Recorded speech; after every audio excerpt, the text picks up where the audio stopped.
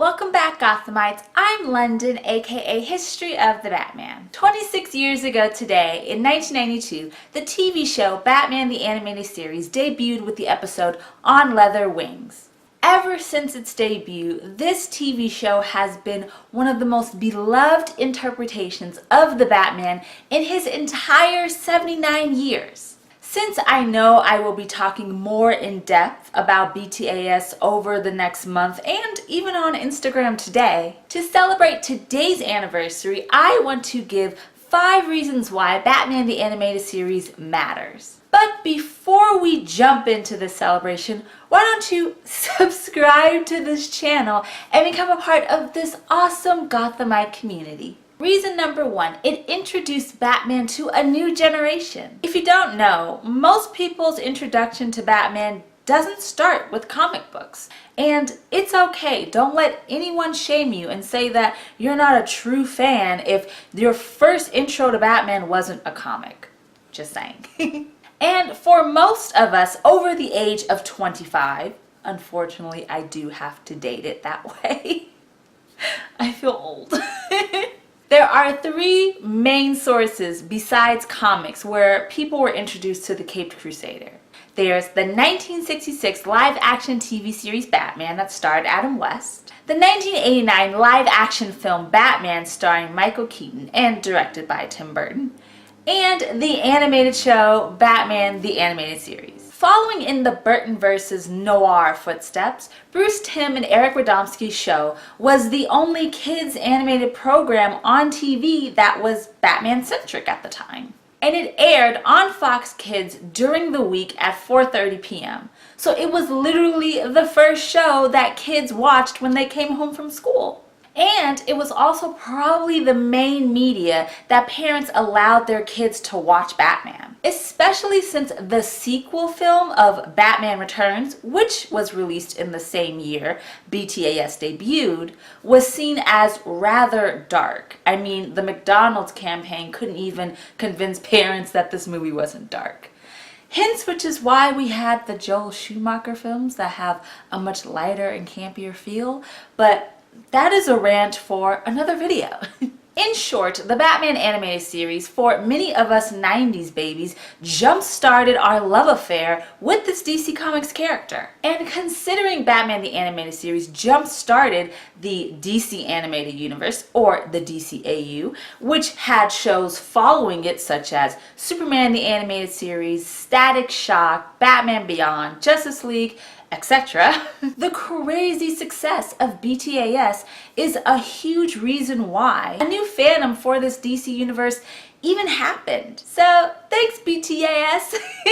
Reason number 2, the show redefined classic villains. While Batman the Animated Series is praised for its beautiful dark deco art style, another major reason why this show is so beloved is because of the way it presented its villains. They weren't just gimmicky goons. They had origin stories and backgrounds and were presented as 3-dimensional characters that not only the audience could relate to, but sometimes even sympathize with. For instance, perhaps the best example of this can be seen in the Batman rogue Mr. Freeze, debuting as Mr. Zero in the pages of 1959's Batman 121, then Mr. Freeze in 1968's Detective Comics 373. And in those few comics he was seen in, Victor Freeze was just some wacky villain with a crazy ice gun. And after his presence within the 1966 live-action show, he was skating fast into obscurity. Until Paul Dini and Bruce Timm's 1992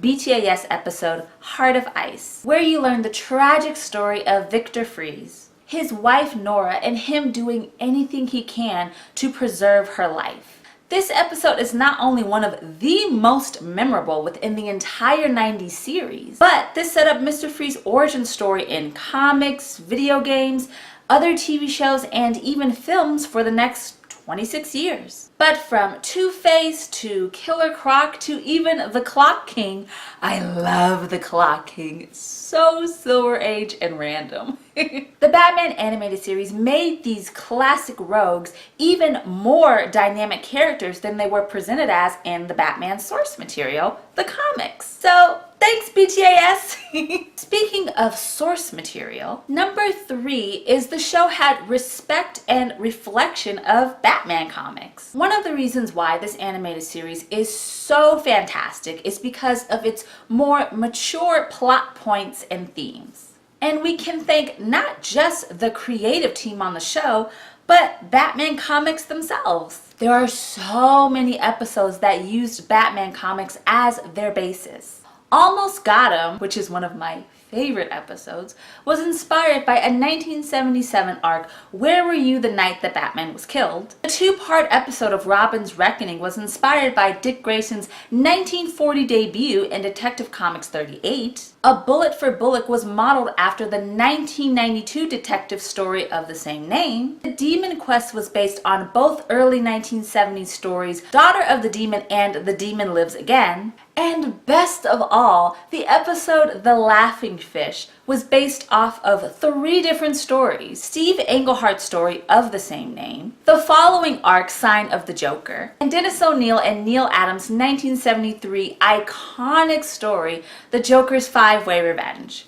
And the list can go on and on and on because there are many other episodes that follow this formula. This is all so important because it not only introduced to a new audience all of these characters, but also to the comics inspiring the episodes, which makes this fandom better for people who loved to see the animated Batman on the small screen. I am an example of this. After watching the episode Bane, I loved the Rogue so much that I wanted to learn more about him, and that's when I discovered Batman Nightfall. That was my first comic book series I ever read, and ever since I loved the medium. And the rest is literally history. So, thanks BTAS! I'm only going to do that 2 more times, so like, if you're annoyed by that, I'm sorry, but I feel like saying thank you 5 times isn't even enough. Number 4, the animated series made critics take animated TV seriously. If you look at practically any list, Batman the Animated Series is considered one of the best animated TV shows of all time. Literally, it competes with the top spot with The Simpsons constantly. And why, you may ask? Well, we've already covered a lot of those reasons alone in this video. Combining the storylines, the dynamic characters, and the very ambitious and captivating animation and art, BTAS was rather sophisticated for a kids program. It even won many awards, including an Emmy for the episode Heart of Ice. Basically, the show illustrated that animation doesn't just have to be for kids. I mean, adults love Batman the Animated Series even today, and can be just as poetic and thought-provoking as any live-action TV show or film. BTAS had critics giving respect to another art medium, and anything that raises higher awareness to an art form is just simply outstanding. So, thanks BTAS! One more time. And our 5th and final reason is Harley Quinn. Now, even if you think that she is overused and overrated at this point, Paul Dini and Bruce Timm's character of Harley Quinn did something that not many other characters within this comic book world could do at the time. She was made for Batman the Animated Series and debuted in the 1992 episode Joker's Favor and was just supposed to be a cameo character. And when you look where she is now, it's very impressive how she made that leap. While she was never in any other medium besides that episode, Harley Quinn became an overnight sensation. Her origin story, presented in the 1994 graphic novel The Batman Adventures Mad Love, which was adapted into the 1999 The New Batman Adventures episode of the same name, is not only a fan favorite, but also presented us with the story of Dr. Harley Quinzel, the brilliant psychologist who turned from Harley Quinzel and transformed to Harley Quinn, all for the love of the Joker. Painstakingly enough, it also presented the relationship between Harley Quinn and Joker, and for a lot of people, their love is just goals, which I have discussed in another video, which I'll link in the description below, why that is a very bad idea and you should not idolize their mad love.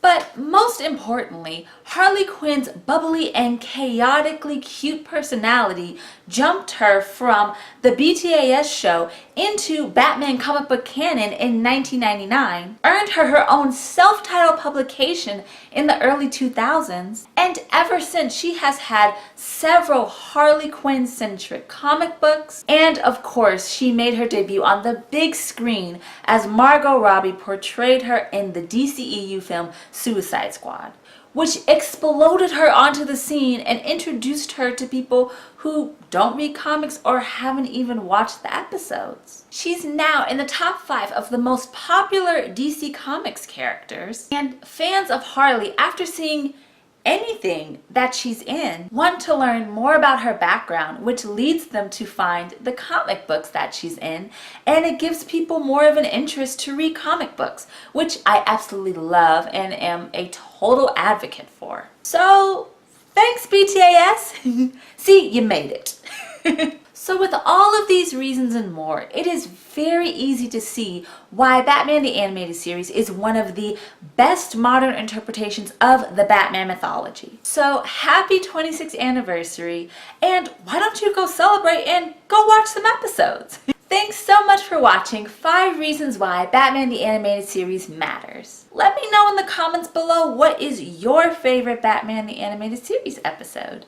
Mine personally is Perchance to Dream. Very soon actually, you can watch Batman the Animated Series beautifully remastered on the DC Universe streaming service, which will be released September 15th on Batman Day. That's a treat.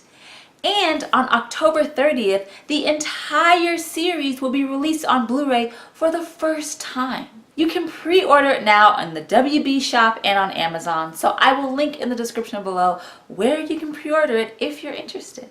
If you enjoyed this video, please give it a bad thumbs up.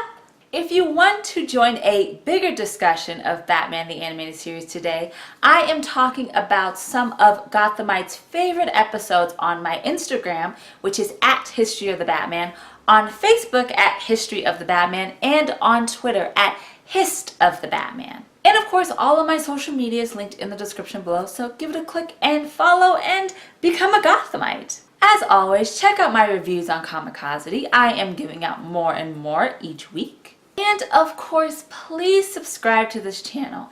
It would mean so much to me for you to become a part of this Batman community. Thanks so much for watching, and we will have more History of the Batman soon, right here on YouTube. Remember, Gothamites, it's all about peace, love, and Batman. Bye.